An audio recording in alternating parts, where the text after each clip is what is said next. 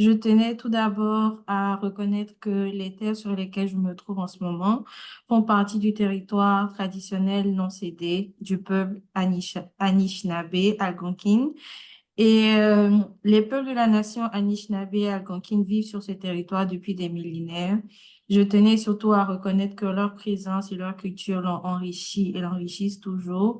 Et en ce mois national de l'histoire autochtone, je tenais à rendre hommage au peuple et au territoire de la nation algonquine, Anishinaabe Algonquin.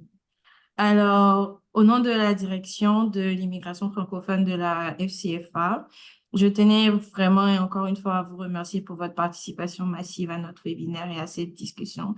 Ce serait un réel plaisir pour nous de vous présenter ce rapport de recherche, les résultats et de voir comment est-ce que cette discussion-là pourra comme améliorer le secteur de l'établissement en matière de l'analyse comparative entre les sexes plus, mais surtout dans le contexte des communautés francophones en situation minoritaire.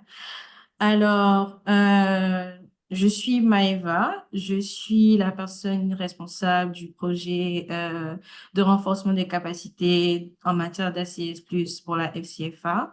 Et aujourd'hui, nous allons vous présenter justement ce rapport de recherche-là dans le cadre de ce projet qui vise à renforcer les capacités du secteur du secteur de l'établissement dans le contexte francophone, mais surtout au contexte national. Alors, avant de rentrer un peu plus de vous donner un peu plus de contexte concernant le projet, je vais laisser la parole à Kimberly qui va nous donner un petit mot d'introduction et nous allons continuer. Merci. Avant de continuer, je voudrais mentionner que vous avez la possibilité d'écouter le webinaire en français et en anglais. On a un interprète pour ceux qui seront plus à l'aise avec l'anglais. Voilà. Merci.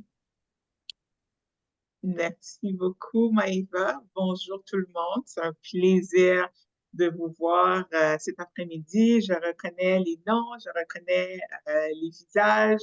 Merci à nos collègues des organismes francophones et anglophones de, d'avoir accepté notre invitation de cet après-midi. Donc, je me nomme Kimberly Jean Parent. J'utilise le pronom elle. Je suis la directrice du dossier de l'immigration francophone à la Fédération des communautés francophones et acadiennes du Canada, la FCFA. Et tout comme Maëva, je suis vraiment très, très reconnaissante de pouvoir travailler sur le territoire non cédé du peuple Anishinaabe, très reconnaissant de pouvoir y élever ma famille.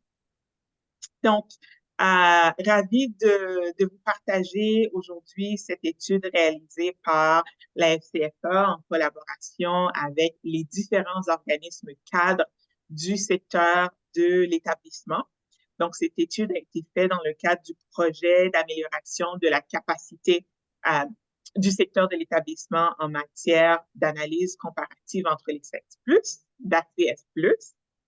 Et cette étude nous permettra, dans le secteur francophone de l'établissement, de mieux identifier nos besoins et d'explorer comment on va pouvoir renforcer nos capacités dans la pratique de l'ACS+. Je tiens à exprimer ma profonde gratitude aux organismes du secteur de l'établissement qui ont généreusement mis leur personnel à la disposition de cette étude. Merci également aux membres de ces organismes qui ont pris le temps de répondre aux questions de notre équipe de recherche. Et bien sûr, pour des raisons de confidentialité, je ne peux pas les nommer, mais sachez que leur contribution est vraiment inestimable. Donc, merci beaucoup. Et j'aimerais souligner également le leadership et le travail avant-gardiste de l'Alliance des femmes de la francophonie canadienne, la FFC, dans la promotion de l'ACS+, auprès des organismes des communautés francophones et acadiennes. Vraiment, merci à ce partenaire communautaire pour son soutien continu. Et enfin, un grand merci à l'équipe de recherche de la FCFA et à tous les collègues qui ont participé de près ou de loin à la réalisation de cette étude. Et comme l'a dit ma collègue Maëva. Donc, nous accueillons euh, des intervenants et intervenantes qui travaillent pour des organismes anglophones aujourd'hui. Alors, n'hésitez pas à cliquer sur l'icône interprétation et vous allez pouvoir écouter la présentation en anglais. Et il y a également la traduction en langue des signes du Québec qui est également disponible. Donc voilà, pour tout problème technique, envoyez un petit message dans le clavardage, on va pouvoir vous appuyer. Et sur ce, je Allô? donne la parole. Je redonne la parole à Mhm. Merci Elle est Kimberly là. pour ce mot d'introduction. Euh, Oh, donc, avant de passer la parole à Amadou, je voulais vous donner un peu de contexte par rapport au rapport de recherche et au projet en lui-même. Donc, depuis quelques mois maintenant, la FCFA s'est jointe au projet de renforcement des capacités du secteur national en matière d'analyse comparative entre les sexes plus. Et donc, ce projet qui est financé par IRCC est en collaboration avec les 7 autres organismes cadres provinciaux, donc OCACI, RESA, CESA et ESA. Donc, ce projet-là est divisé en 2 parties, en 2 volets qui évoluent en même temps. Donc, on a le premier volet qui consiste en une recherche. Donc, le but de cette recherche-là, c'est de vraiment brosser le portrait actuel du secteur de l'établissement, des nouveaux arrivants en matière d'ACS+. Donc, connaître les capacités. Est-ce que c'est quelque chose qui est faisable? Est-ce que c'est quelque chose qui est viable? Est-ce que les gens même qui travaillent dans le secteur connaissent qu'est-ce que c'est que l'ACS+? Et donc, cette recherche-là est basée surtout sur de l'analyse documentaire et des entrevues qui ont été menées sur le terrain. Euh, et le deuxième volet, qu'on appelle projet pilote très souvent, qui est vraiment consacré au développement et à l'évaluation d'outils pratiques pour intégrer justement cette pratique d'ACS plus-là et de favoriser l'équité, l'inclusion et la diversité et surtout l'accessibilité dans les services aux nouveaux arrivants. Et donc, c'est dans le cadre de ce premier volet-là que ce rapport de recherche-là a été mis en place. Et donc, on voulait s'assurer que vraiment la langue par et pour les francophones soit respectée et incluse dans le projet. Et donc, nous avons mené des entretiens avec 9 membres dans 3 organismes francophones. Et ces entretiens ont été menés par Amadou, notre coordinateur des initiatives en équité, diversité et inclusion en immigration francophone, qui va se présenter tout à l'heure pour vous présenter justement les résultats de cette recherche-là. Et donc, le but de ce rapport-là, c'était vraiment de voir si le secteur francophone en situation minoritaire a les capacités d'intégrer la CS+. Est-ce qu'on sait c'est quoi la CS+? Est-ce que on arrive à faire la différence entre c'est quoi la CS+, c'est quoi équité, diversité et inclusion? Donc, je vais lui céder la parole pour qu'il puisse en aller plus en profondeur. Et ensuite, nous aurons une séance de questions pour ceux qui voudraient en savoir plus sur le projet ou avoir plus de détails sur la recherche. Amadou? Merci Maïva. Bonjour à tous et à toutes. Je tiens en grande estime votre participation en grand nombre à cette conférence de diffusion de notre rapport. Mais avant de vous en dire plus, je suis à Ottawa et je voudrais prendre quelques secondes pour souscrire à la déclaration de reconnaissance des territoires non cédés de la nation algonquine Anishinaabe. En tant que personne immigrante, je suis toujours épris d'admiration, de respect et de gratitude envers toutes les nations autochtones du Canada pour leur légendaire hospitalité en dépit de l'adversité et surtout de la grande tragédie de l'histoire coloniale qui a donné naissance à notre pays d'adoption. Donc, après avoir dit ça, je me permets de partager mon écran avec vous.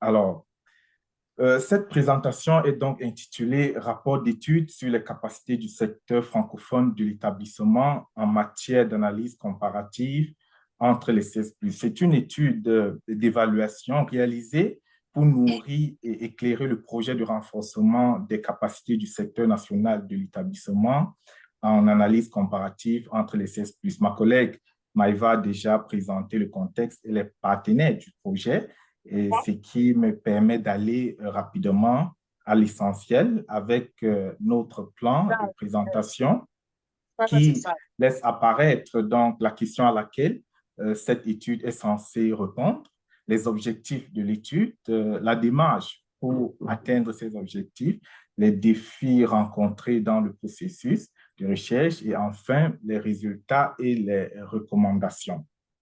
Alors, maintenant, concernant la question, en fait, la question à l'étude, l'étude nous a amené à examiner la question de savoir quelles sont les capacités des organismes francophones de l'établissement dans la mise en œuvre de l'ACS+, d'une part, et quels sont les défis, les lacunes et les perspectives d'amélioration en la matière d'autre part. Pour répondre à cette question essentielle, fondamentale à notre étude, nous avons assigné en fait trois objectifs à l'exercice, à l'étude. Le premier objectif consiste à évaluer la situation et la capacité actuelle du secteur francophone de l'établissement en matière d'ACS+.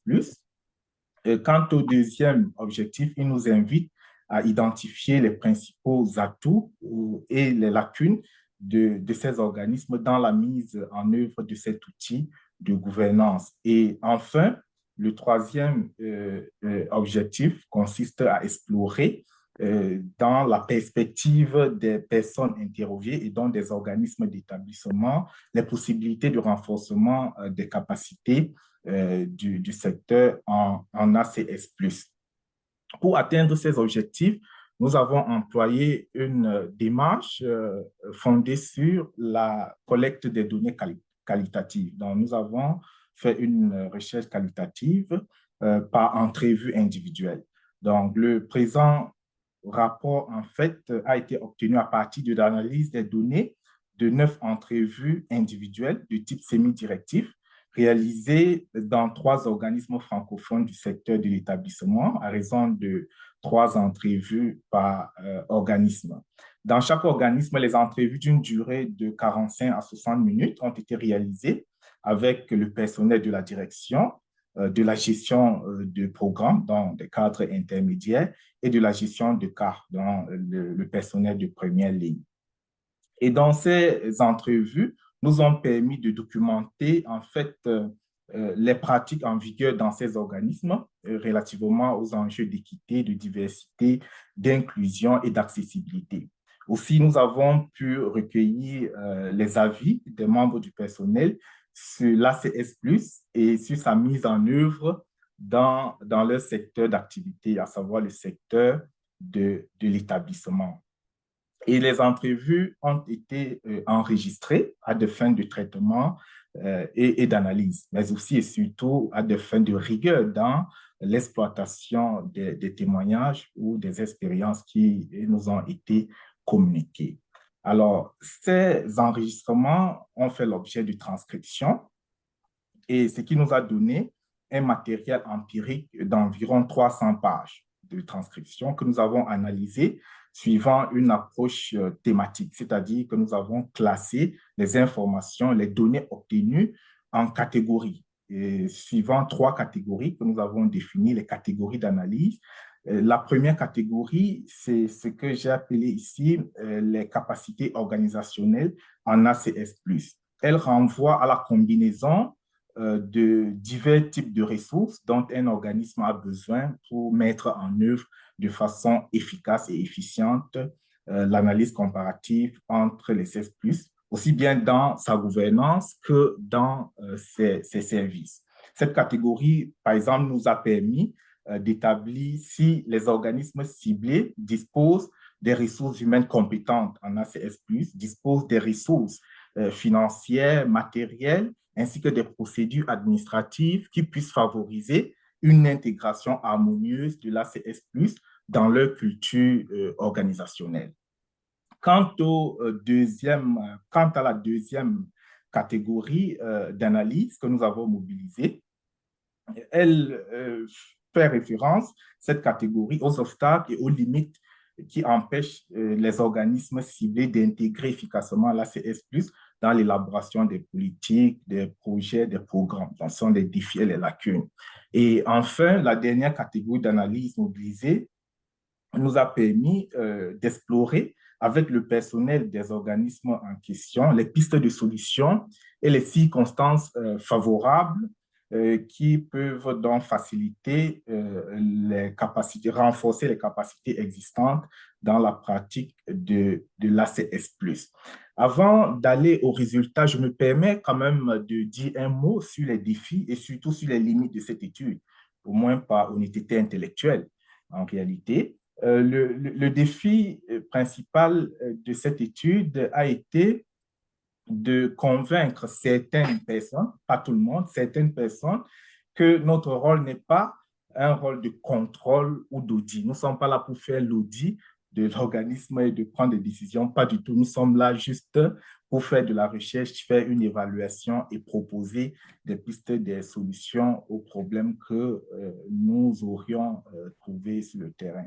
Donc, parce qu'il y avait certaines personnes qui hésitaient à participer en disant que, en fait, elles ne se sentent pas capables de répondre ou alors de donner les bonnes réponses aux questions qui seront posées. Parce que nous avions partagé le guide d'entretien avant de mener les entrevues. Et donc, pour contourner ce défi, nous avons organisé pour certaines personnes des rencontres préparatoires avant l'entrevue pour les rassurer et leur réexpliquer les objectifs de l'étude. Heureusement, et évidemment, ces défis, ou alors ce défi, a été élagué. Maintenant, concernant la limite de cette étude, elle est inhérente à toutes les recherches qualitatives parce que la taille de l'échantillon, nous avons travaillé avec 3 organismes sur des dizaines d'organismes d'établissement qui existent. Donc, cette taille ne permet pas de généraliser avec une certaine assurance les résultats de l'étude à l'ensemble du secteur de l'établissement. Cependant, puisque les résultats sont suffisamment détaillés, chaque personne, chaque organisme peut utiliser ce rapport pour faire sa propre auto-évaluation. C'est-à-dire que les personnes qui vont lire le rapport vont voir si leur organisme a à peu près les mêmes lacunes que celles qui ont été observées dans le fonctionnement des organismes ciblés. À partir de ce moment-là, ces personnes peuvent transférer les résultats ou alors ce rapport dans leur organisme respectif. Allô? Mais ça ne sera pas à l'équipe de recherche que nous sommes de les transférer et de généraliser. Sinon, ce serait de la malhonnêteté intellectuelle puisque nous n'avons pas effectué les entretiens dans ces organismes pour des raisons évidentes. Ça ne sera pas possible de faire des entretiens dans une soixantaine d'organismes d'établissement en si peu de temps. Donc, voilà à peu près la limite que nous pouvons évidemment identifier dans ce rapport. Mais au-delà de ça, nous disposons des résultats informatifs qui peuvent aider l'ensemble des organismes d'établissement à mieux s'outiller en termes d'analyse comparative entre les 16+. Et je me permets donc d'aller aux résultats. Pour mieux comprendre les résultats auxquels nous sommes parvenus, il est essentiel de connaître d'abord ce que c'est que l'ACS+. C'est pourquoi j'ai en fait proposé cette diapositive sur la définition de l'ACS+, et surtout du processus décisionnel axé sur cet outil. Donc, l'ACS+, a pour ambition de répondre avec un souci de détail, bien sûr, à 2 questions essentielles. Donc, un organisme qui utilise l'ACS+ doit poser en fait 2 questions essentielles. Qui est touché par notre politique? C'est la première question. Et de quelle manière est-elle touchée, cette personne-là? Où sera-t-elle touchée? Puisque la CSP s'inscrit aussi dans la prospective. Donc, qui est touché par un projet, un programme? Et de quelle manière cette personne est-elle touchée? Vous comprenez donc aisément que l'ACS+ est un excellent outil pour évaluer les inégalités systémiques et déterminer les répercussions potentielles des politiques, des programmes et des initiatives sur des personnes de diverses identités. Elle part du principe, ou plus exactement de l'idée, parce que ce n'est pas un principe, elle part de l'idée que dans un contexte de diversité, une initiative, une politique ou un projet doté de bonnes intentions peut, dans sa mise en œuvre, créer des inégalités et des exclusions. Et donc, pour limiter ce risque, l'ACS Plus assujettit le processus décisionnel à l'exécution de 5 étapes essentielles que vous voyez. La méthode ACS Plus, en fait, est assez diverse, donc il n'y a pas une méthode unique, mais peu importe la méthode que vous utilisez, il y a des étapes essentielles qui doivent apparaître, et ce sont ces étapes essentielles qui apparaissent ici à l'écran. D'abord, la première, c'est l'identification des composantes de la diversité dans l'environnement ou dans le public cible. Ensuite, la collecte des données désagrégées pour documenter les expériences, les besoins de divers groupes spécifiques dans le public cible. Quand on parle de données désagrégées, il s'agit essentiellement des informations, des données qui sont classées par catégorie de personnes. Okay? Les communautés LGBTQIA+, des personnes noires, des personnes immigrantes, des personnes... Donc, des données désagrégées sont des données détaillées par catégorie. Ensuite, la troisième étape qui est essentielle ici, c'est l'étape d'analyse. L'analyse des données désagrégées a pour objectif de mettre en évidence d'éventuelles inégalités d'accès aux services entre les groupes ou entre les individus ou entre les identités. Donc, c'est l'analyse des données désagrégées qui permet aux décideurs ou au cercle de décision de voir dans quelle mesure on peut ajuster les politiques pour éviter les inégalités. Et après l'analyse, on passe à l'élaboration des politiques, j'allais dire tout simplement à la prise des décisions sur la base des résultats obtenus par l'analyse des données. Donc, si l'analyse des données a révélé un risque d'inégalité, un risque d'exclusion pour certains groupes, eh bien, la prise des décisions doit tenir compte de cette alerte et faire des ajustements nécessaires. Après, dans l'élaboration des politiques, après la prise des décisions, la dernière étape essentielle ici, consiste à suivre et à évaluer les politiques, les projets, les décisions de façon continue afin de s'attaquer aux vecteurs d'inégalité qui se seraient introduits dans la phase de mise en œuvre. C'est pourquoi on dit en réalité que le processus décisionnel en ACS+, est en même temps itératif et interactif. Itératif au sens que c'est un va-et-vient entre le terrain, le public cible et les cercles de décision. Et c'est interactif dans la mesure où, lorsqu'on va sur le terrain, c'est pour parler aux gens, c'est pour recueillir leurs avis, leur point de vue, leur expérience par rapport aux politiques, aux programmes, aux projets qui ont été implémentés, qui ont été réalisés sur le terrain. Donc, en fin de compte, cette étude consistait à évaluer la capacité des organismes ciblés à suivre ce processus décisionnel, à suivre ces étapes fondamentales, j'allais dire principales, de l'ACS+. Est-ce que ces organismes ont un dispositif nécessaire pour suivre ce processus décisionnel? C'est donc l'objet de ces résultats que nous allons voir. Et donc, l'étude a conclu que les capacités, ici je parle des capacités actuelles, j'aurais dû, compte tenu des résultats obtenus, parler des incapacités. Donc, les incapacités actuelles en ACS+.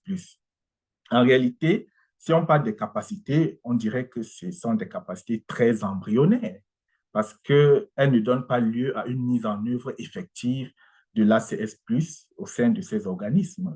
Aucune expertise en ACS+, n'a été observée parmi les équipes des organismes ciblés. Mais certes, les équipes de gestion et certains membres du personnel cadre et du personnel de première ligne ont manifesté une bonne maîtrise des enjeux de l'ACS+. Elles savent ce que c'est que l'ACS+, ces enjeux sont importants dans le secteur de l'établissement. Cependant, on note une maîtrise insuffisante des méthodes d'action.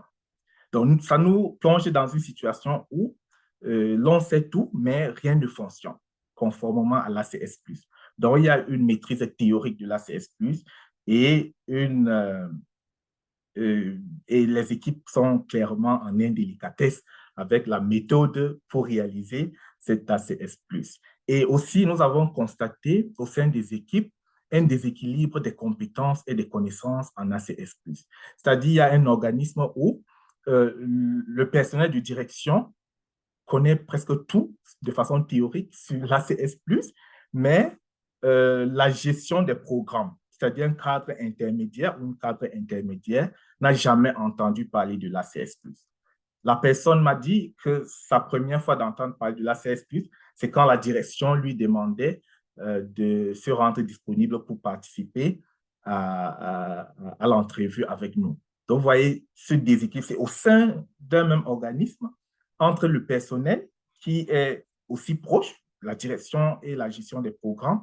Donc, il y a un déséquilibre de compétences. Et les compétences qui ont été démontrées dans ces organismes, la plupart de ces compétences n'ont pas été acquises dans la fonction actuelle au sein des organismes. Ce sont des compétences qui ont été acquises dans les précédentes occupations, les précédents postes occupés par le personnel, parce qu'il y a certains qui viennent de la fonction publique, d'autres qui viennent du secteur privé et ont été en contact avec les pratiques ACS+. Et donc, au sein de ces organismes actuellement, les compétences n'ont pas été manifestées et ces compétences et les compétences manifestées viennent plutôt d'ailleurs. Donc, il n'y a pas une culture de formation, de renforcement des capacités en ACS+, dans les organismes ciblés.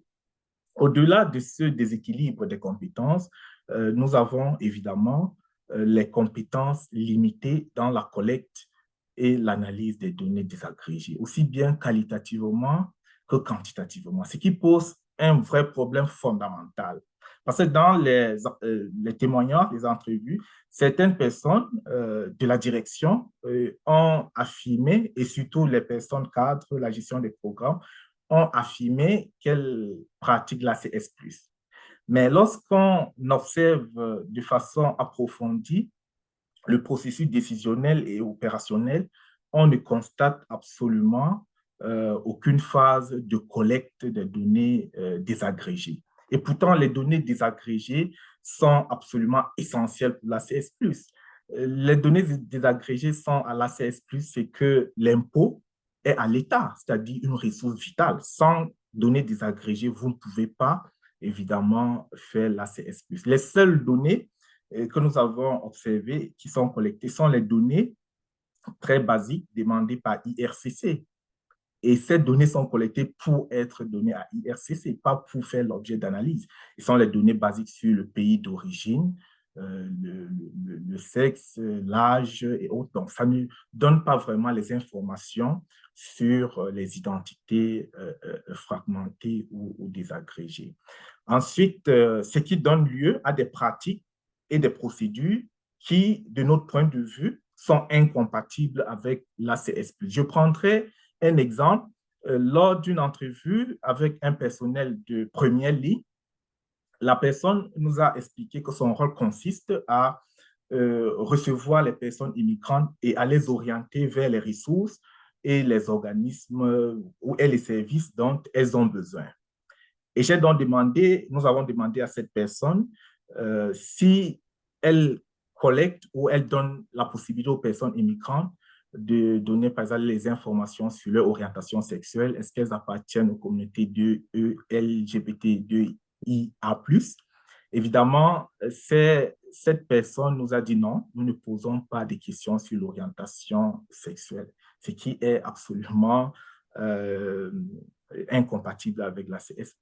Si vous ne posez pas de questions, par exemple, sur l'orientation sexuelle, comment allez-vous orienter les personnes du LGBTQIA+, vers les organismes qui ont des services spécifiques à cette catégorie de clients. Donc, l'importance de l'ACS+ est absolument criard dans les organismes ciblés, des organismes d'établissement en général, mais les compétences ou les pratiques actuelles ne sont pas nécessairement compatibles avec les pratiques ACS+. Maintenant, les défis et les lacunes de ces organismes, en fait, c'est ce qui justifie cette incompétence ou cette incompatibilité de pratique avec l'ACS+, c'est il y a un manque d'outils formels de référence pour soutenir les équipes de gestion en ACS+, l'insuffisance des programmes de formation et de renforcement des capacités. Donc, il n'y a pas de formation continue. Les formations proposées sur la diversité et l'inclusion, généralement, c'est à l'entrée, c'est-à-dire lors de l'embauche, et aussi quelquefois à des occasions, évidemment pas nécessairement permanentes, où on propose des formations. Donc, il y a un vrai problème de formation. C'est pourquoi, tout à l'heure, je disais que les compétences éprouvées qui ont été observées en ACS+, viennent plutôt d'ailleurs. Ces compétences n'ont pas été construites au sein des organismes. Donc, il y a un problème de formation. Il y a aussi l'insuffisance des ressources financières. Parce que pour mettre sur pied un programme de formation continue, il faut mobiliser les fonds, prendre les experts, payer les honoraires et autres, et ce qui conduit naturellement à un manque d'expertise en matière d'ACS+, au sein des équipes. Okay? Il y a également l'inexistence de modèles logiques en EDI et en ACS+, c'est-à-dire les objectifs qu'on vise, les méthodes qu'on doit utiliser pour atteindre ces objectifs et aussi les étapes de suivi et d'évaluation des projets axés sur l'ACS+, et l'EDI. Certes, il y a des méthodes de suivi et d'évaluation, mais ces méthodes ne sont pas suffisamment denses, suffisamment robustes pour permettre de relever des informations essentielles à l'évaluation. Alors, en fin de compte, concernant les recommandations, les entrevues nous ont permis de dégager quelques pistes potentielles de renforcement des capacités du secteur en matière d'ACS+. La première condition qui nous a paru favorable à cette éventualité est que le personnel des organismes ciblés est conscient de ces lacunes en ACS+. C'est-à-dire qu'il y a une prise de conscience que quelque chose ne va pas en termes d'ACS+. Et ce personnel, de tous les organismes ciblés d'ailleurs, a recommandé comme première étape de renforcement des capacités la formation du personnel, une formation approfondie, une formation spécifique au secteur de l'établissement. Donc, pour être efficace, de notre point de vue, cette formation doit être continue et non ponctuelle et doit avoir une phase de suivi-évaluation afin de s'assurer que le personnel a une bonne maîtrise des principes de l'ACS+, une bonne maîtrise des méthodes et du processus décisionnel et peut naturellement les exécuter dans l'exercice de cette tâche. Il y a aussi comme recommandation la dotation financière pour permettre aux organismes ciblés et à l'ensemble des organismes d'ailleurs de bâtir des compétences spécialisées dans la collecte et l'analyse des données désagrégées. Ça peut éventuellement passer par la création des postes permanents en ACS+, ou EDI. La production et la diffusion des ressources et des outils d'appui en ACS+, constituent aussi des phases ou plutôt des solutions à court terme pour appuyer évidemment les équipes dans la pratique de l'ACS+. Et en fin de compte, la collaboration et le partage de bonnes pratiques entre les organismes qui disposent déjà des ressources, qui disposent des moyens, qui disposent des experts en leur sein, en ACS+, et EDI. Et donc, ces organismes peuvent appuyer ceux qui sont en situation de besoin. Voilà donc de façon résumée le rapport d'études que nous avons mené sur cette problématique ô combien essentielle à la création d'un parcours d'intégration, à la création des services d'établissement qui puissent respecter l'identité des personnes immigrantes, qui puissent assurer les mêmes chances de succès, les mêmes chances d'épanouissement aux différents groupes qui obtiennent des services d'établissement dans les communautés francophones et acadiennes. Je vous remercie infiniment pour votre aimable attention et sur ce, je remets la parole à Maëva.